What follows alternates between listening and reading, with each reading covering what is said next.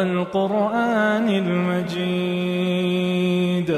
بل عجبوا أن جاءهم منذر منهم فقال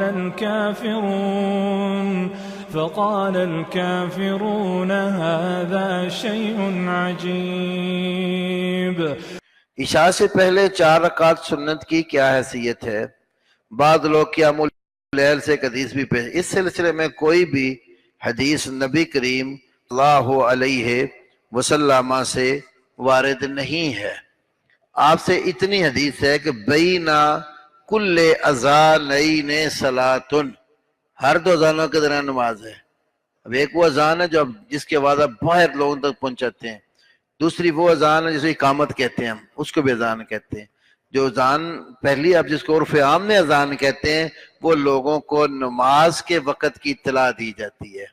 اقامت جب کہتے ہیں تو یہ آئے ہوئے لوگوں کو جماعت کے کھڑے ہونے کی اطلاع کہتے ہیں۔